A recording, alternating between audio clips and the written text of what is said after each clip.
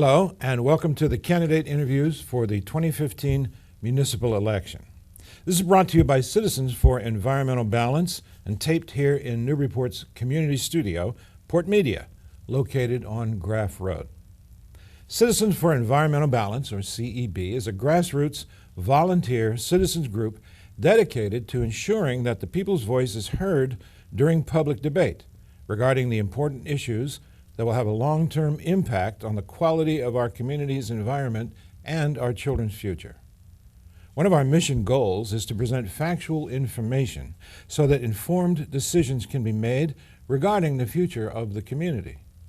Citizens for Environmental Balance has, for a number of local elections, run candidate interviews. This is a series of one-on-one interviews with candidates for the City Council positions. All candidates have been invited to participate to air their stance on issues and to present themselves to us, the citizens of Newburyport. Each candidate has been given a list of questions 48 hours in advance of his or her interviews in order to prepare. Each candidate shall be asked the same questions. Follow-up questions will be asked as needed, and these will vary. I'm Dennis Chambers. I'm a resident of Federal Street and a registered voter here in the city, and I have essentially formulated these 10 questions. Each candidate's interview will air on the local access channels throughout the remainder of the season. In addition, the interviews will be posted on the internet for those without cable. May the voters be informed. Hello, my name is Dennis Chambers. I'm representing Citizens for Environmental Balance. I am here today talking with City Councilor Bruce Vogel, and he has agreed to discuss with us some important questions that are facing the city at the moment. Bruce, thank you for being with us today. It certainly is my pleasure, and that's City Councilor at large and running for re-election. Excellent. Let's talk about some topics that seem to be on many people's minds in the city. Newing and development. It's going to be inexorable, it seems like. They're rolling into town. They're starting to make themselves known as a presence. They're talking about garage and the waterfront. Do you see any changes to that arrangement? And is there anything about NED that troubles you or that you're glad about? Well, you know, I think that the thing that troubles me probably the most is that they're the elephant in the room, and they're making themselves present, but they don't really have a presence. They're invisible, and they're not very forthcoming with any information. Or even any plans. All of a sudden the Lombardi building is torn down. Who knows what's behind it? Who knows where they're going? We were certainly in conversation with them about the garage on Titcomb and Merrimack Street. Who knows where that negotiation is? Who knows where it's going to go? They've moved their supposed hotel from one side of the street over to the other side of the street. My biggest concern with them is that they don't seem to be part of the community.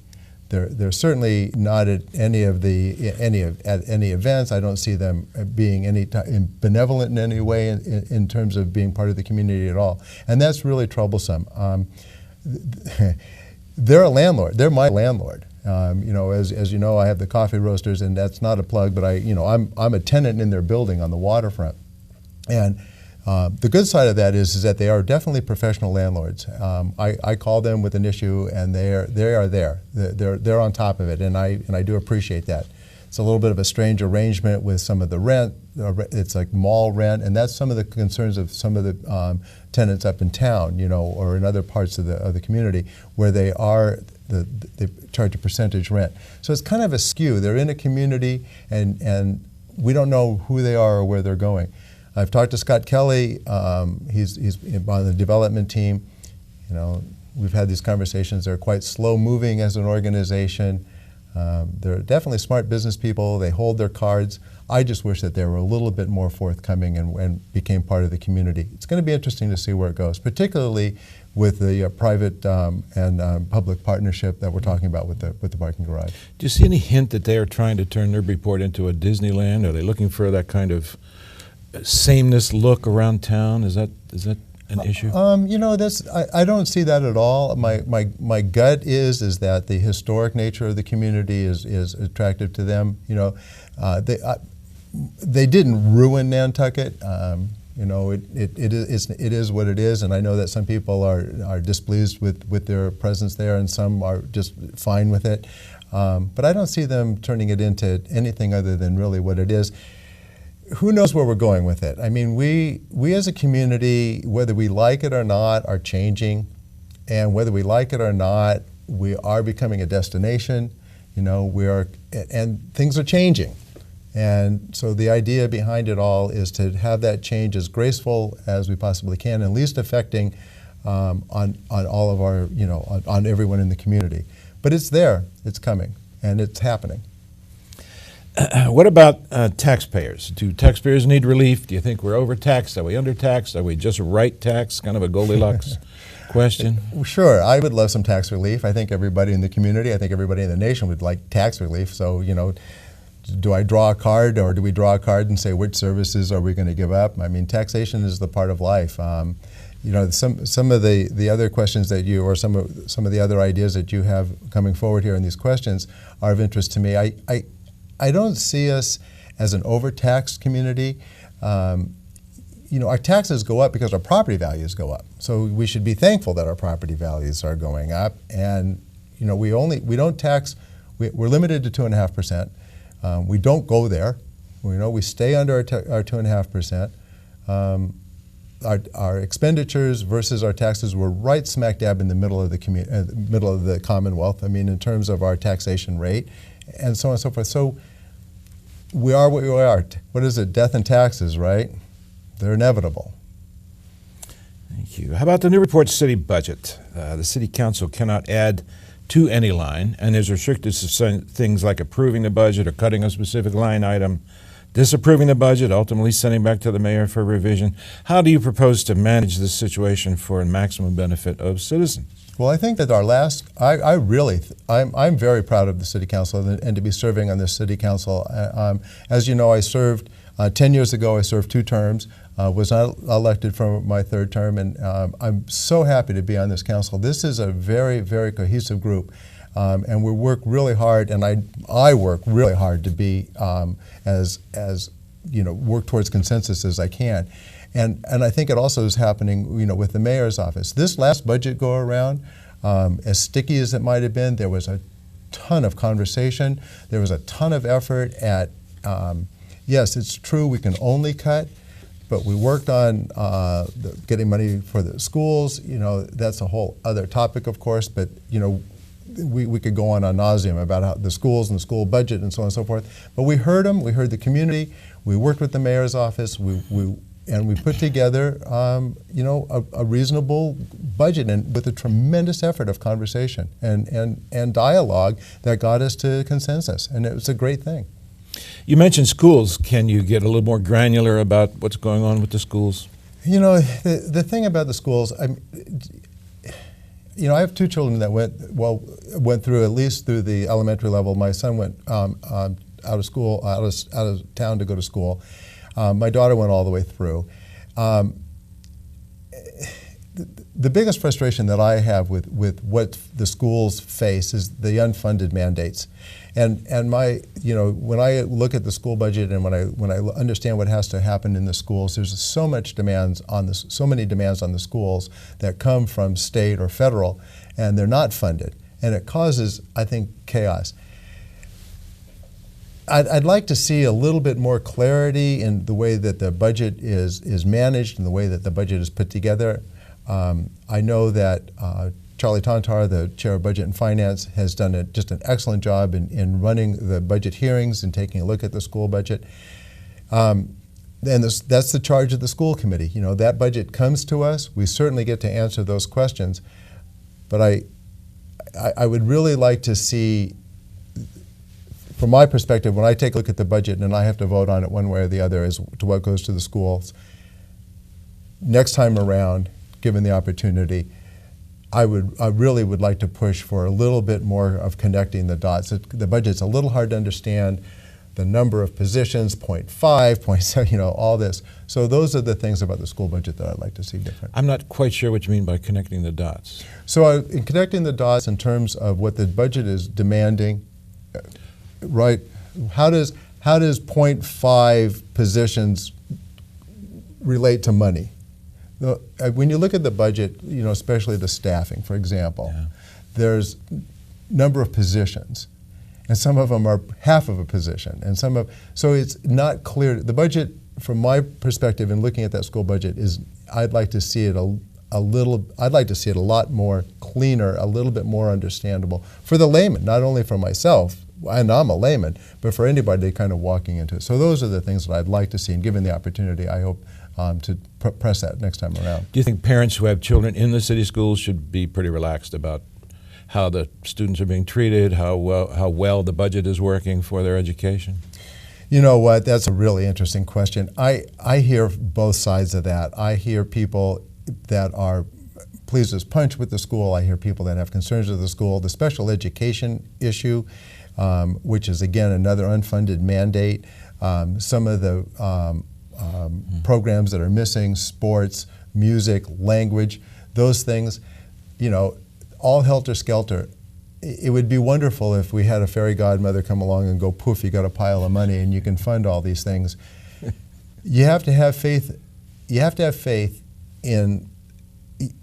You got to have faith in the school committee is looking at it, and you have to have faith in the superintendent. You have to have faith that these people are going to get it right. And if they don't get it right, then we're going to just continue to look for another superintendent. We're just doing the very best. They're doing the very best that they can. I hope that answers that question. I think so. What about sidewalks? Sidewalks in my street are terrible. In fact, I fell down last year and got a concussion. So that laughter is in frustration, and as an elected official, I think I might put on my tombstone, should I decide to have a tombstone, that this tombstone could have been used as a sidewalk. Maybe that would be the way to do it. Maybe we should take all the tombstones and make them into sidewalks. That's an idea. You know what? Here's the thing. There's only so much time, money, and resources, right? And it's so funny because sidewalks. My mom lived in the Sullivan Building when she lived in town. She used to complain to me all the time about on Carter Street the sidewalks. She had to walk in the street. She couldn't walk on the sidewalks. And it's just this ongoing. We live in a snow community, right? We live in a snow environment. Our sidewalks get beat up. Our streets get beat up. The DPS, the staffing at the DPS is at an all-time low. Money's tight. I think we're doing the best we can. We can't. What do you want to give up? I mean, is it education? Is it sidewalks?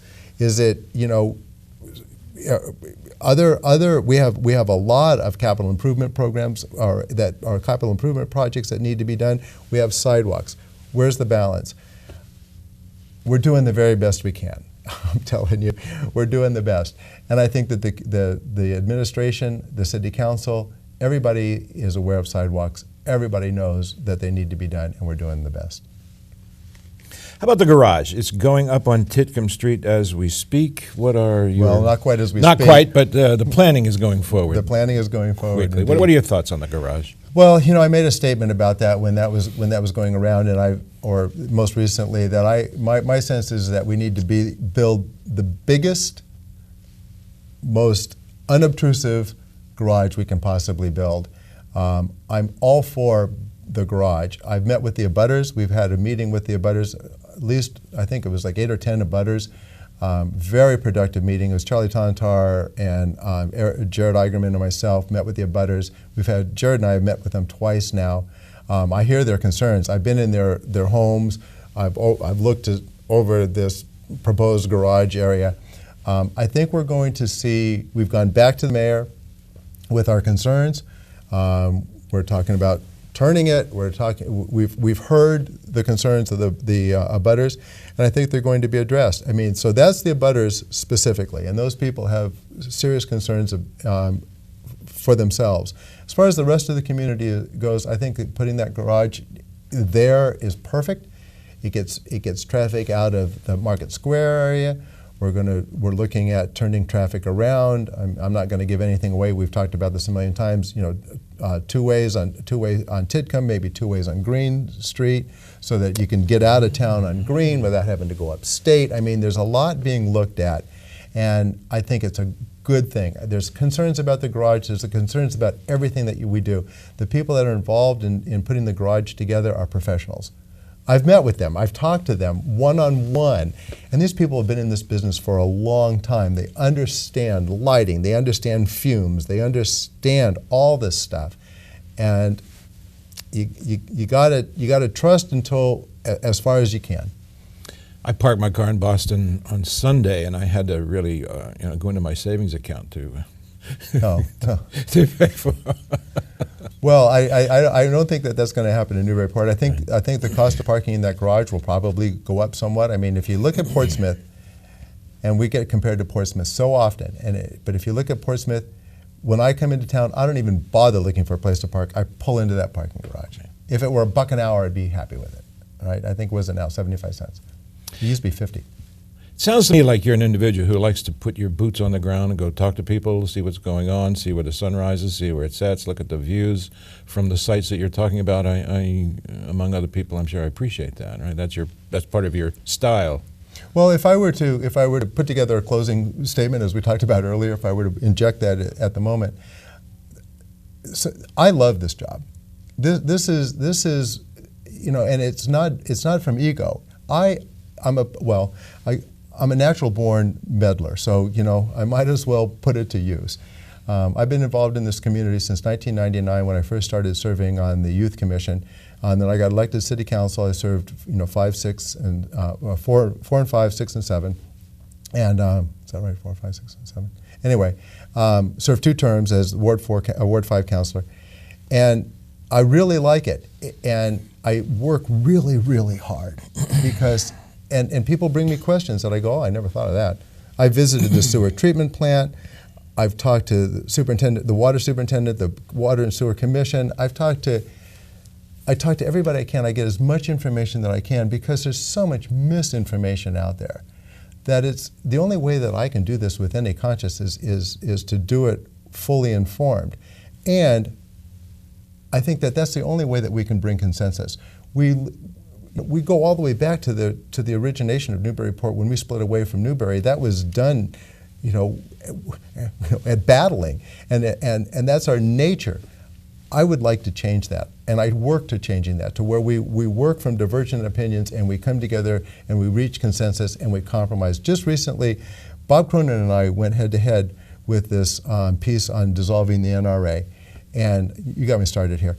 And my fault. That's all right, but I'll stop in a second. So we went head to head on this bit with dissolving the NRA. He came up with an ordinance.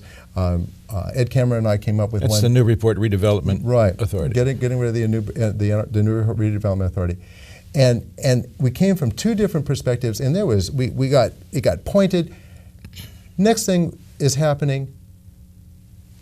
The 3 of us wrote an ordinance. We reached consensus. Bob has an issue with not an issue I shouldn't say, but concerns about A-frame signs and signage in town. I went to him and said, hey, let's work on it together. He called me out for having my A-frame sign, which shouldn't be where it is, and hey Bob, okay, you're right. Let's fix it. So he and I now with Ann Orman are sitting together. So that's, if there's anything that I can contribute to City Council, aside from being aware of all the issues and being a hard worker, is that it's my goal and objective to make this council a working body and bring a consensus. I think the council before us was so divided and caused so much consternation in this community. It's time to repair and to move on and to get it done. That's my closing statement, but we can do it now. It's pretty good. Let's talk about historic preservation just for a couple of minutes. Newburyport is a great historic town. High Street, I think, is one of the national treasures of the United States. I agree.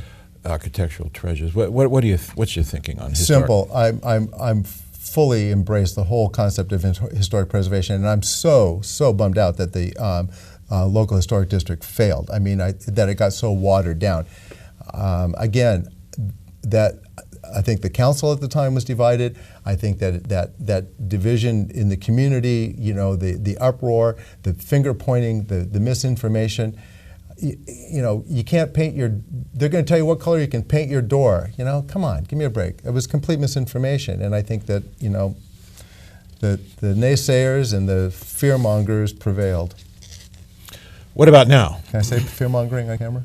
What about now what? You just did. Historic preservation now. Where do we go from here? How do we stand in Newburyport? Well, so I'd like to see it continue even further. I mean, we have the downtown historic district, and we've also, we've named all the homes in the community that are on the historic registry. I would like to, quite frankly, plain and simply, I'd like to see it expanded even further. I'd like to even go back and take a look at the local historic district that we failed to pass and expand it as much as we can. It's our community. Let's chat for a minute or two about the waterfront, which is on everybody's mind all the time, it seems like. Where do you stand? What do you see going forward? Well, my position is very clear. I've been an advocate of open waterfront all along. I haven't changed at all. And as a component of that open waterfront, my biggest focus area is what I call the central waterfront, or the area between the firehouse and the waterfront trust lot. I'd love to see the cars off of there, close to the street where the pop-up park is now, or where the temporary bathrooms are now. I'd love to see some low buildings there with a way to the river. I'd love to see the Chamber of Commerce in there as let the Chamber of Commerce build a building there. Let them house an information center there. A little bit of historic center right there. Again, some permanent bathrooms right there as a welcoming and a way to the river. No cars down there. I guess we'll have some cars over on the Waterfront Trust lot, but get those cars off of there. Do you think the garage will draw many of those cars away? That's the whole idea, right? That's why we're building the garage, is to get the cars out of downtown. The garage issue and parking gets a little bit, that conversation could go on for a long time, because there are business owners in town that have some parking issues. So you got to consider. There's a lot more to consider than just visitors coming into town. But we'll stick with the idea of the visitors coming into town. And then over on the east lot, again, I'd like to see that cleaned up, and the Custom House, I'd love to see that even kind of expand and use some of that area. I'm all for the Harbor Masters building. It's not as big as everybody fears. I think it's going to bring in a tremendous amount of not only revenue, but it's going to be.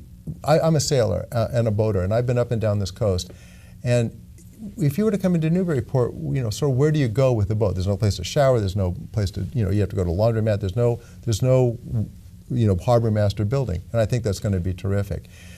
As far as the NRA goes, this whole call for dissolving the NRA and the waterfront, I've been talking for years, even back in 2004 when I sat on the Strategic Land Use Committee, and my name appears on that. I'm a signer of that Strategic Land Use proposal or study. We were talking about transfer of development rights. Very complicated but simple. There's development rights that exist on the waterfront. Those, we put into place. We'd have to create an ordinance. It wouldn't be simple overnight, but you create a receiving area. The rights to develop on the waterfront move over here. There's revenue that then pays for the park and does other things. So the NRA is a huge tool. The traffic circle area, I consider it to be fairly blighted. We could use the NRA and what they can bring to the powers that they have. We could use them down there. So I think it's a little early to call on the dissolving of them in terms of the waterfront. But I've called the waterfront our jewel, and I think we need to shine it up. Given Newburyport's incredible maritime history, I think most people would agree with you that there's nothing like it, really. And we owe something to that history, I think. We need to be a little bit careful, and I'm going to give Charlie Tantar credit for this. Because he talks about our history. We didn't have an open waterfront in Newburyport. We were commercial. So I think we need to give a little bit of a nod to that some way. I'm not talking about buildings, I'm not talking about commercialization, but I think that we need to understand that the fact of the matter is that we were a working waterfront. Last question, Bruce. Thank you very much for your patience. In real estate, the agent typically ends up down in the basement with the customer, and they're looking at the sump pump, and the agent says, well, you want to buy the place or not? So we're ending up kind of at the sump pump, the water and the sewer plants. What are your thoughts about that? How's it going? Well, that's huge, particularly affecting the people that live around it and the smell that's coming out of there. And I've done a tremendous amount of due diligence on that. And again, I've toured the plant. I've had conversations with the Water Sewer Commission. I've had just one-on-ones with DPS individuals, the former water superintendent. When it relates back to the 40R district, the zoning that we just implemented, there was a lot of questions about our infrastructure and so on and so forth. I've done the research. I've looked at the paperwork. As I say, I've run it past the former superintendent of water. We have water. Water, is not an issue. Should we need to pump more water than we're permitted? That water is there to be pumped.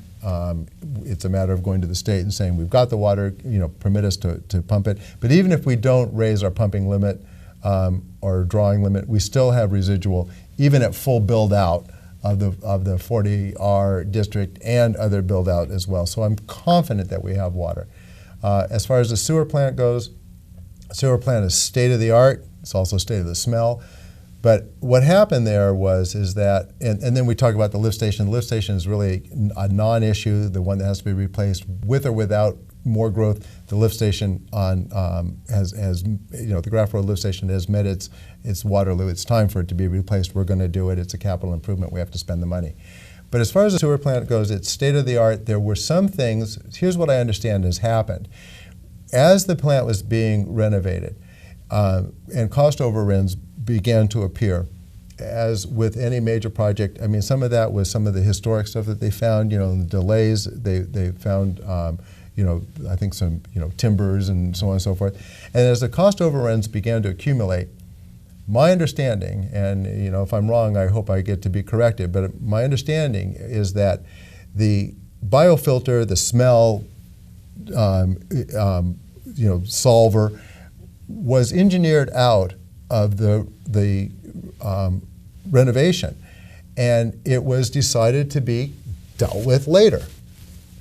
That's what we do here. We have done historically, and that's, anyway, it's coming back to haunt us. We're going to deal, it's later. We're dealing with it to the tune of $3+ million.